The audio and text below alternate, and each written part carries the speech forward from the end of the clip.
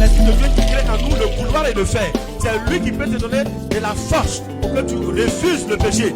Lorsque la lumière est là et que tu te répands, alors la délivrance va suivre. Il ne peut être touché que lorsque tu l'adores en esprit, parce qu'il est esprit. Mais cela n'est pas suffisant. Il faut que tu l'adores en esprit et en vérité le est, mais c'est une conjonction de coordination qui a valeur additive. Quand Dieu entre en toi, il change ton histoire. Je m'appelle plus prostituée. Est-ce qu'on peut acclamer le Seigneur? Shalom, shalom, shalom, que le Seigneur vous bénisse. Comme nous l'avions promis, nous allons commencer mon témoignage. Nous allons engager ce moment avec mon témoignage. Je l'ai indiqué qu'avant de rendre ce témoignage, il a fallu que je donne des enseignements pour permettre à chacun de comprendre, n'est-ce pas, la repentance sincère, la voie de la repentance sincère. Et on a mis l'accent sur vraiment la confession. On a vu les 4 dimensions de la confession. Et je suis donc dans cette logique de la confession. Donc, cela veut dire que je vais mettre à nu un certain nombre de choses, un certain nombre de pratiques que j'avais faites dans le temps de façon secrète, puisque tout ce que nous faisions autrefois dans le monde des ténèbres, c'était, n'est-ce pas, couronné donc de secret, c'était garanti par la confidentialité. Il ne fallait pas que quelqu'un d'autre découvre ces pratiques-là. Donc, je suis Adjé Inzing à l'état civil. Aujourd'hui, Adjé Paul, je pense que vous allez comprendre un peu plus loin pourquoi Adjé Paul. Sinon, à l'état civil, sur mon extrait de naissance et sur ma carte nationale d'identité, c'est Adjé Inzing. Je donne cette précision pour permettre à plusieurs de pouvoir me connaître. Je suis né donc à Assi Assasso, précisément dans le village d'Assi Assasso, sous préfecture donc de Assi Koumassi, dans le département de Bongwanou. Évidemment, je suis né d'un père qui ne connaissait pas Jésus, du nom de Bosson Adjé. Il est décédé aujourd'hui. Et mon grand-père, donc paternel, également Efosu Bosson, et ma grand-mère paternelle, Tanobrou. Ma mère, donc, s'appelait elle aussi, elle est décédée, elle s'appelait Kwame Afro, et son père, donc, Suame Kwame, et sa mère, Djambé Somblé. Donc, c'est ceux-là qui ont mis, n'est-ce pas, ma mère au monde. Donc, je suis né dans une famille païenne, une famille fétichiste. Et déjà, à très bas âge, nous étions déjà initiés à l'adoration des idoles. Parce que, comme vous avez dû peut-être remarquer, au niveau du nom, c'est des noms qui sont en rapport avec les noms des eaux. Par exemple, Bosson, c'est un esprit. Tanoé, donc, c'est une eau. Inzing, c'est une eau. Donc, c'est une famille qui adorait les eaux, les esprits des eaux. Vous allez comprendre plus tard pourquoi j'avais été aliéné, n'est-ce pas, au vice sexuel. Donc, je suis né dans ce village d'Assi Assasso. J'y ai grandi. Je suis allé à l'école primaire là, à Assi Assasso. Et donc, jusqu'en 1974, 75, j'étais déjà au CM2. Et donc, après 75, je suis allé donc au collège, au CEG de Bongwanou à l'époque. Je crois aujourd'hui c'est le lycée, mais à l'époque c'était donc le CEG. Et c'est de cette façon que j'ai poursuivi mes études jusqu'à Abidjan. Je vous en parlerai certainement dans les autres séquences. Mais ce qui a marqué ma vie à mon absence, c'était le fait que mes parents m'associaient à l'adoration des divinités familiales. Ces divinités, essentiellement, leur adoration se faisait dans la brousse. Donc, il y a certaines périodes de l'année où nous nous mettions en blanc, en tout blanc avec du kaolin, et on se présentait, n'est-ce pas, dans la brousse où on préparait et on mangeait là-bas. On faisait vraiment la fête dans la forêt, dans la brousse. Évidemment, jusqu'à ce stade, je ne savais pas trop ce que cela représentait pratiquement dans la vie d'un être humain. Mais j'étais jeune, j'étais enfant, et donc je suivais les parents dans l'adoration de ces divinités-là. Et donc, du côté paternel, évidemment, chaque année, on faisait cette adoration. Au point que même à la production donc, des nouvelles ignames, il fallait donc faire une cérémonie avant que nous ne puissions manger, n'est-ce pas, les ignames qui étaient produites. Évidemment, nous avons poursuivi cette adoration. J'ai constaté également que dans la famille, certains membres des membres, de certains membres de ma famille, du côté paternel également, dansaient, n'est-ce pas, certaines divinités dansaient le fétiche, comme on le dit. Hein, il y avait donc des personnes qui pratiquaient vraiment le fétiche et je crois que malheureusement, ça continue parce que certains continuent donc d'adorer. Donc, ils pouvaient rassembler le monde, on chantait, on battait les tam-tams et puis, bon, la personne était en transe et la personne donc adorait cette divinité-là. Et ça se pratiquait dans ma famille paternelle. Évidemment, du côté maternel également, c'est la même chose. Mais peut-être là-bas, puisque nous sommes un peu, c'est le matriarcat, nous étions plus liés, n'est-ce pas, aux oncles, donc aux frères de notre maman. Et donc, c'est à ce niveau-là que je vais être beaucoup plus impliqué dans l'adoration de certaines divinités.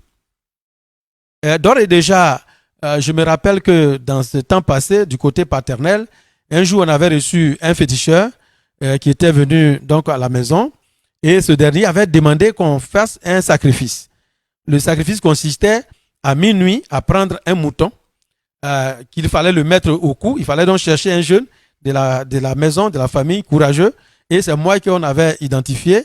Donc, c'est moi qui devrais aller accomplir cette tâche-là. Évidemment, j'ai pris donc le mouton, comme ils l'ont indiqué.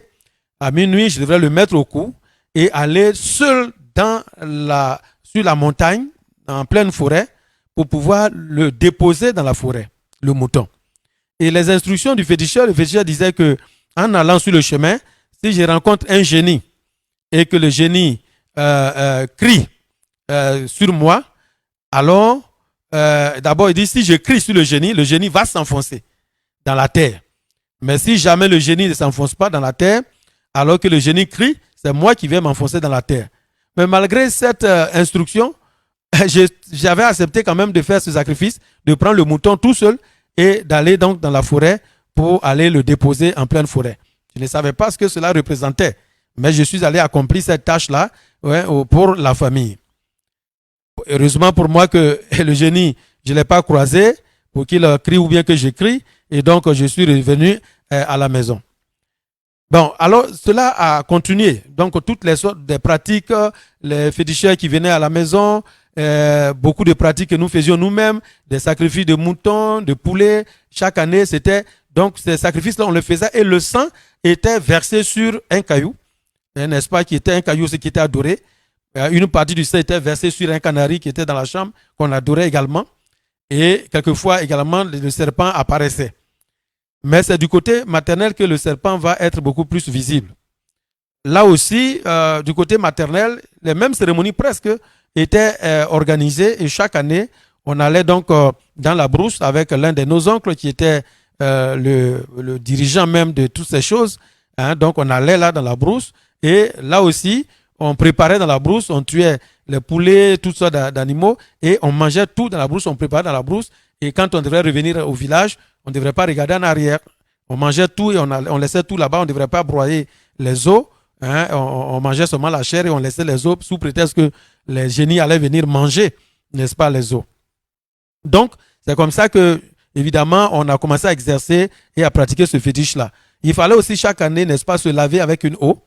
Mais cette eau-là était tirée d'un canari qui était dans la chambre de l'un de nos oncles. Et c'était un canari dans lequel se trouvait une eau qui avait une odeur très nauséabonde. Mais comme le fétiche, le génie exigeait qu'on se lave, donc on se lavait avec cette eau.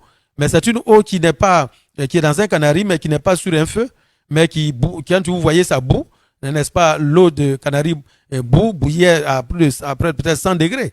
Mais alors qu'il n'y avait pas de feu, et il fallait mettre ça dans un seau et on se lavait avec sous prétexte que c'est cela qui allait nous garantir un peu la sécurité, ne pas être vulnérable face aux attaques des sorciers. Donc, on va continuer également à adorer du côté maternel le même fétiche. Évidemment, comme les parents, aucun d'eux ne connaissait Jésus, donc tout ce qu'ils pouvaient pratiquer, c'était le fétichisme à outrance. Donc, eux-mêmes, ils avaient des divinités. Quelquefois, c'est des féticheurs qui venaient à la maison qui nous proposaient d'autres choses. Mais notre oncle, par contre, lui, il avait la capacité de préparer lui-même certains fétiches. Et comme j'étais un de ses neveux certainement préférés, donc c'est moi qui devrais être peut-être initié et qui avait été initié, bien sûr, à l'adoration pour pouvoir perpétuer certainement l'adoration de cette divinité-là. Qu'est-ce qui allait se passer? Quelque chose qui allait me frapper et qui allait marquer aussi ma vie, jusque même après que je sois devenu pasteur, cet esprit-là allait me suivre. Il s'agissait donc du serpent. C'est un serpent physique qui est dans la chambre de l'un de nos oncles, comme je le dis, c'est lui qui est le garant donc de l'adoration de cette divinité. Et ce serpent-là, un gros serpent physique, qui est vivant, qui est dans la chambre. Je ne savais pas, or, dans la phase de l'initiation, il fallait que je sois envoyé dans la chambre pour, n'est-ce pas, que je puisse rencontrer ce serpent-là. Donc l'oncle m'envoie, j'étais encore tout petit, bon, il m'envoie dans la chambre pour aller chercher un objet. Et lorsque je rentre dans la chambre, je vois le serpent. Évidemment, le serpent soulève sa tête, donc j'ai eu peur. Naturellement, j'ai fui, je suis sorti de la chambre. Et je suis venu l'informer, parce que c'est ça qui m'a marqué. Je suis venu l'informer avec peur au ventre en disant, mais l'oncle, il y a un serpent qui est dans la chambre. Évidemment, j'ai cru qu'il allait trembler, il allait être apeuré, effrayé. Mais il me regarde avec un sourire et avec sérénité et me dit, va dire au serpent que c'est moi qui t'ai envoyé. Frères et sœurs, je suis en train de vous raconter des séquences de ma vie et des choses qui ont marqué par la suite ma vie. Et c'est pourquoi j'en parle aujourd'hui, pour que vous puissiez comprendre. Parce que lorsque vous recherchez la délivrance, il faut savoir la cause, n'est-ce pas, des situations qui vous arrivent. Voilà, si vous n'avez pas la connaissance des origines de ces choses-là, vous allez prier superficiellement. Donc, finalement, l'oncle me dit d'aller dire au serpent que c'est lui qui m'a envoyé. Et donc, je retourne encore dans la chambre et le serpent soulève sa tête. Et puis, donc, avec la peur au ventre, je dis au serpent, attention, c'est l'oncle qui m'a envoyé. Et le serpent, il fait sa tête comme ça et puis il disparaît. Je ne savais pas qu'en disparaissant, il rentrait en moi. C'est ça qu'on ne peut pas expliquer dès le départ à celui qu'on veut initier. Voilà. Donc, lorsque le serpent disparaît, il rentre en moi. Parce que ce serpent-là va apparaître dans ma vie, souvent en rêve, quelquefois physiquement. Quand je vais aller au champ, il apparaît. Et donc, le serpent était déjà entré dans ma vie. Et ce serpent va causer beaucoup de désagréments dans ma vie. Donc, je vais être marqué par le serpent. Évidemment, il y a également des choses qui se sont manifestées dans ma vie.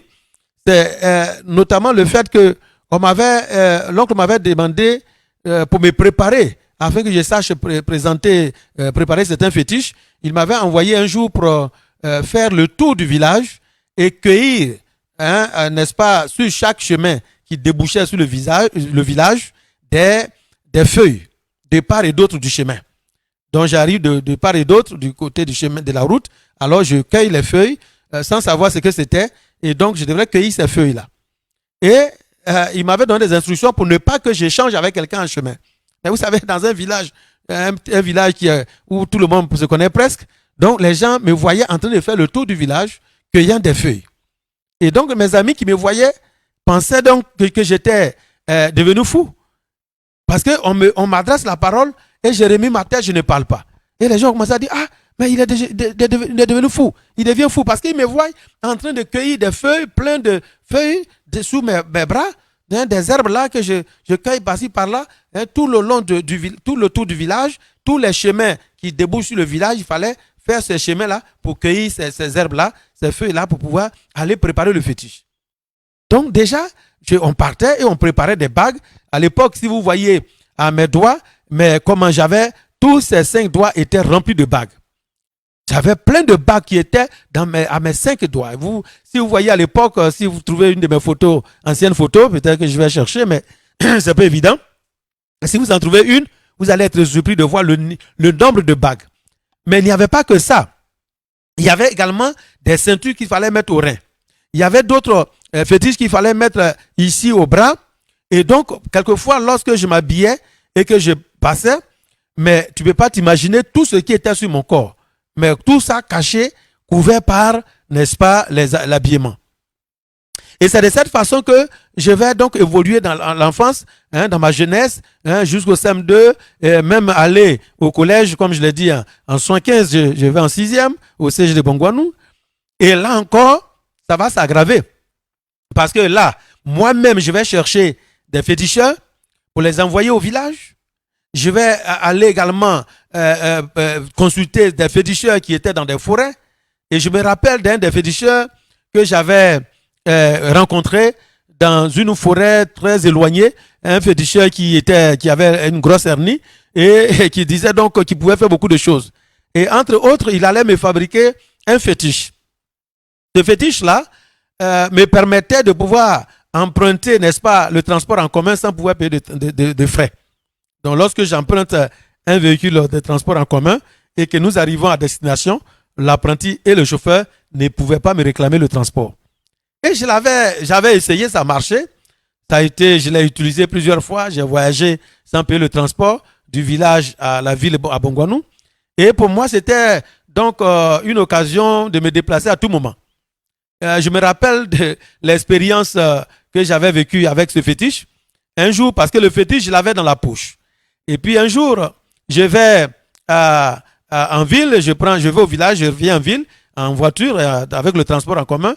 Et arrivé, je prends mon sac, je commence à partir. Quand soudain, j'ai entendu derrière un homme m'appeler. C'était l'apprenti. Hé, monsieur, vous n'avez pas payé le transport. J'ai dit, mais celui-là, il ne me connaît pas. Alors, j'ai mis la main dans la poche et j'ai attrapé le fétiche. Parce que lorsque j'appuie le fétiche, alors ça produit un effet et cela pouvait donc m'éviter de payer le transport. Mais lorsque j'ai attrapé le fétiche dans ma poche, que j'ai commencé à serrer le fétiche, alors il continue à m'appeler plus fort. Il dit, monsieur, vous n'avez pas payé le transport. J'appuie le fétiche, encore, il m'appelle encore plus fort, il m'interpellait. Donc tout le monde a commencé à me regarder. Finalement, c'était une honte, j'étais exposé à la honte. C'est comme ça que je suis retourné et je lui ai redonné l'argent pour dire non, ça m'a échappé. Mais à la vérité, c'était ce jour-là que l'effet du fétiche avait pris fin.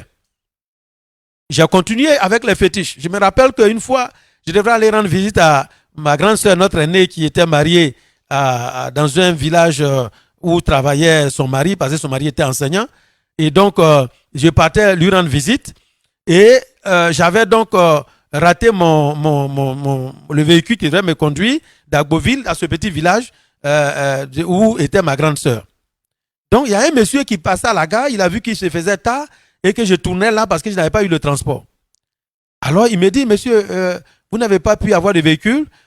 Si vous le voulez, vous venez dormir chez moi et puis le lendemain, vous allez poursuivre votre voyage. Il ne savait pas qui il allait accueillir. Alors, je rentre chez lui et puis il me demande, est-ce que vous pouvez aller vous laver? Quand il a demandé d'aller me laver, donc il fallait me déshabiller. Il allait enlever mon habit et tout ça. Mais quand j'ai enlevé la première tenue, et puis il m'a regardé, il a fui de son salon, il me demande, mais tu es un féticheur ou bien tu es un élève? Alors, je lui ai dit que j'étais un élève et que je partais rendre visite à ma grande sœur. Mais il était étonné de voir le niveau de fétiche. J'ai dit, tous les bras ici, partout, j'étais barricadé, au rein, jusqu'au thorax, ici, j'avais plein de fétiches, tout ça était sous l'habit. Mais il n'a pas pu dormir chez lui. Et donc, c'est comme ça qu'on a passé la nuit. Et puis, bon, le lendemain, il m'a laissé partir. Mais il était étonné, effrayé. Je me rappelle que j'étais tellement attaché parce que pour moi, je voulais tous ces fétiches-là pour être fort dans la vie, pour être inattaquable dans la vie. Et puis pour être intelligent. Vous savez, je croyais que c'est les fétiches qui allaient me donner l'intelligence. Vous savez, quand on faisait ces choses, c'est ça l'ignorance.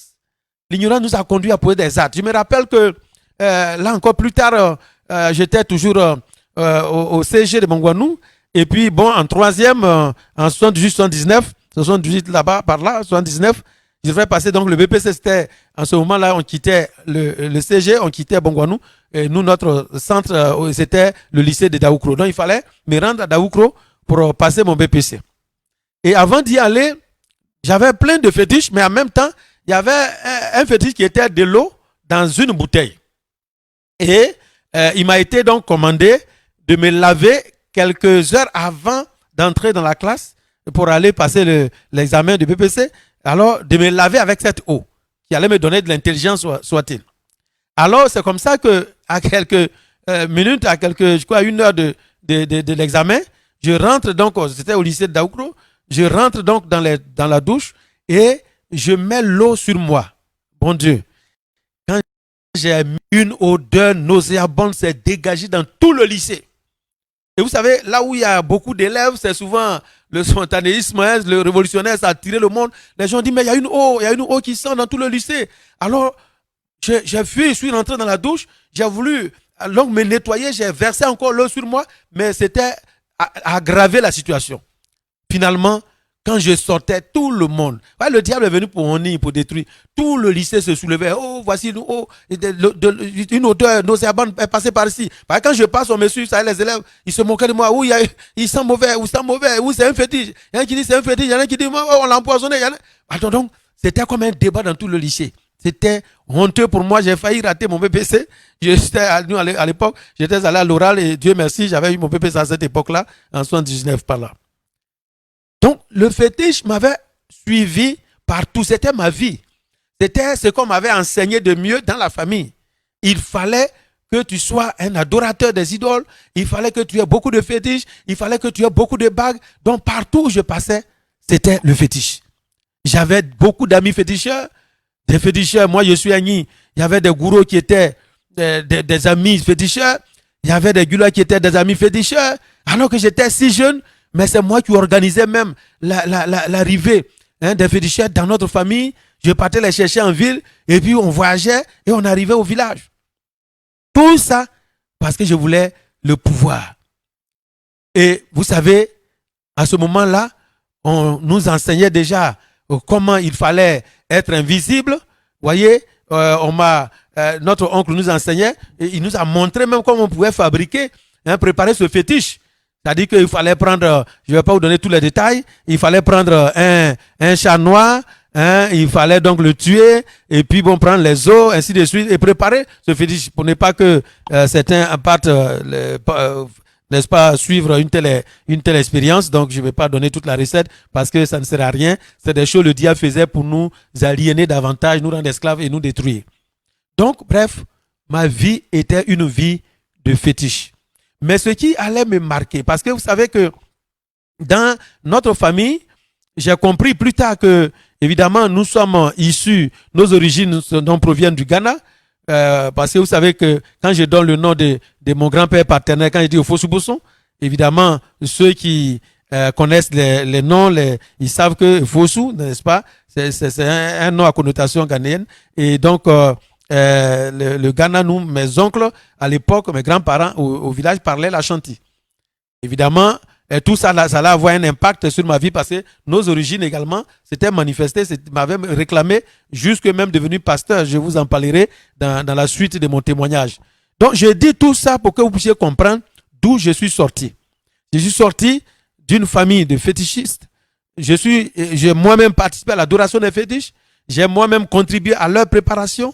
Et encore, il faut noter que ma famille est issue de la chefferie. Pour ceux qui connaissent le village et qui me connaissent, ils savent que même jusqu'alors, quand on doit choisir un chef du village, c'est toujours de notre lignée qu'on choisit, n'est-ce pas, le chef. Donc, c'est un village qui... C'est pour ça que tous les tam-tam parleurs, tout l'arsenal de l'adoration des divinités se trouvait chez mon père.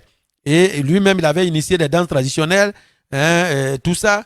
Et donc, chaque fois, quand il y a des événements, aussi beaucoup d'autres choses, les gens dansaient, n'est-ce pas, à la maison. Et mes soeurs qui avaient fait des jumeaux, on adorait également ces jumeaux-là, puisque on adorait, on chantait et on les célébrait. On faisait des offrandes à ces des jumeaux. Et quelquefois, le serpent également apparaissait, n'est-ce pas, sur le canari de ces jumeaux-là qui se trouvent. Un canari qui se trouve également dans la maison de notre grande sœur. Jusqu'alors, comme elle le dit souvent, elle attend que j'arrive pour pouvoir briser tous ces canaris-là. Parce que ce sont des choses qui, vous allez comprendre par la suite, m'avaient complètement détruit dans l'avenir, dans la suite des temps. J'avais été esclave de ces choses. Le diable m'avait manipulé par ces choses. Et chaque fois que je dormais, alors j'étais toujours dans l'eau. Ça, c'est des choses je ne comprenais pas. Mais quand tu poses la question, on dit non, mais ton nom c'est l'eau, tu t'appelles Nzi. Donc, ce sont les esprits des eaux là qui viennent et qui sont en train donc, de te préparer. Non seulement donc, je me trouvais dans l'eau, quelquefois on me poursuit, je m'envole. Et quand je te pose la question pour chercher à comprendre, on dit c'est normal, c'est une façon de te sauver et tout ça. Je ne savais pas que j'étais déjà initié à la sorcellerie, que j'étais sorcier. Évidemment, si à cette époque-là, pendant que je n'avais pas encore la connaissance de Jésus, quelqu'un me disait que j'étais sorcier, bon, je n'allais pas comprendre. Je me rappelle qu'un jour même, j'ai demandé là ouvertement à mon oncle, comme c'était lui le féticheur de la famille, Je lui ai dit de mettre des médicaments dans mes yeux pour que je voie clair, comme eux le disent. C'est-à-dire que j'ai d'autres yeux pour voir ce qui se pratique au-delà des yeux normaux. Voilà, donc je voulais... Et il m'a regardé et dit non, tu es encore jeune, il faut attendre le temps. Donc, ça veut dire que dans la famille, on te prépare. Et lorsque le temps arrive, évidemment, tu vas commencer à vivre ces choses-là. Bon, donc c'est comme ça que, évidemment, j'ai vécu la vie du village jusqu'à ce que je vienne en ville, donc au CG de Bongouanou. J'ai continué avec le fétiche, j'ai poursuivi avec le fétiche. Le fétiche était ma vie. C'était tout ce que je savais faire, c'était le fétiche. Et donc le fétiche pour faire la bagarre, le fétiche pour, n'est-ce pas, chercher également les femmes, les fétiches qu'il fallait préparer, n'est-ce pas, pour séduire les femmes. Toutes sortes de choses étaient déjà préparées dans ma vie. C'est-à-dire que le diable avait déjà positionné tout ce qu'il allait exploiter plus tard pour perturber ma vie. Et c'est ce que malheureusement j'ai connu par la suite des temps. Et je crois qu'avec la suite de mon témoignage, vous comprendrez. Mais vous savez, ce pourquoi nous rendons ce témoignage, pour en parler, pour que vous puissiez comprendre par la suite d'où je provenais. Parce que nos origines nous poursuivent. Nos origines ont eu un impact sur notre vie actuelle. Si tu n'as pas su d'où tu viens, si tu n'as pas su, alors tu vas subir des choses et tu ne comprendras toujours pas. C'est comme ça que vous devrez comprendre que ce témoignage, l'objectif, c'est de vous permettre de savoir avec la suite des temps ce que je vais dire. Là, je vais dire des choses très graves et il faut que vous compreniez ce pourquoi tout cela m'était arrivé. La Bible dit dans Isaïe chapitre 8, le verset 20, à la loi et au témoignage, si l'on ne parle pas ainsi, il n'aura point d'aurore pour le peuple. Ouais, dans Isaïe 8, verset 20, à la loi et au témoignage, si l'on ne parle point ainsi, il n'aura point d'aurore pour le peuple. Ça veut dire que le témoignage même est comme une loi. Le témoignage, à la loi et au témoignage. Si l'on ne parle point ainsi, il n'aura point d'aurore. Ça veut dire qu'il n'aura point d'avenir. Il y a des gens dont leur avenir est hypothéqué. L'aurore est comme ton avenir, comme ton étoile. Mais évidemment, c'est au regard du témoignage que nous rendons que tu peux comprendre ce pourquoi ton aurore est assombrie. Ce pourquoi ton étoile est assombrie. Donc le témoignage vient pour t'éclairer, pour que tu comprennes. Et c'est pourquoi quand vous lisez certains textes également, comme Apocalypse 12, le verset 11, Apocalypse 12, le verset 11 également le dit, cela nous permet de comprendre. Apocalypse 12, le verset 11. Voilà ce qui est dit. Ils l'ont vaincu à cause du sang de l'agneau et à cause de la parole de leur témoignage. Ils l'ont vaincu à cause du sang de l'agneau et à cause de la parole de leur témoignage. Donc nous avons vaincu le diable par notre témoignage et par le sang de l'agneau. Donc notre victoire sur le diable, c'est par Jésus-Christ et par notre témoignage. Évidemment, en témoignant, nous montrons clairement ce que Jésus a fait dans notre vie. Comment, au travers de son sang qui a coulé à la croix, il a été capable de nous sortir de tout cet engrenage-là, de tout cet esclavage, pour faire de nous des hommes libres. Donc, lorsque nous témoignons, nous manifestons non seulement aussi notre reconnaissance envers Jésus-Christ, nous démontrons la capacité de Jésus à délivrer quelqu'un qui est aliéné esclave. Frères et sœurs, au regard de tout ce que j'avais fait dans mon enfance, dans le fétichisme, j'étais esclave, j'étais emprisonné. Vous allez comprendre plus tard dans les séquences qui vont suivre. Tout ce que j'ai pu poser comme acte.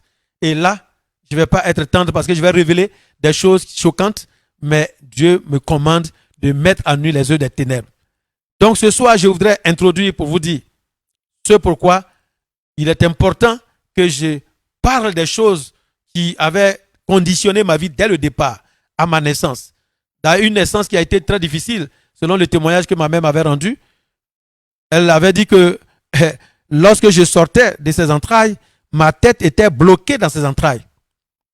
Donc l'ennemi savait déjà que j'allais être un pion dangereux tôt ou tard contre lui. Et donc il voulait déjà me tuer là. Mais ce que le diable oublie, c'est que on ne peut pas tuer un homme qui a une étoile. Quand il a une étoile, Dieu va le protéger. C'est pourquoi Dieu m'avait préservé. Sinon, si vous voyez bien ma tête, ici c'est comme fendu, parce que cette tête-là était bloquée dans les entrailles de ma mère, je ne pouvais pas sortir. Il a fallu même que les sages-femmes exercent la violence contre elle, sur elle, pour qu'elle puisse vraiment, sous la douleur des gifles et tout ça, qu'elle puisse finalement pousser pour que je sorte.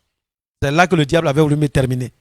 Mais je voudrais vous dire, toi qui écoutes ce témoignage, que tu ne mourras pas parce que le Seigneur a un plan pour toi. Il n'a pas fini avec toi. Et à cause de l'étoile qu'il a sur ta vie, il va te préserver devant n'importe quelle situation.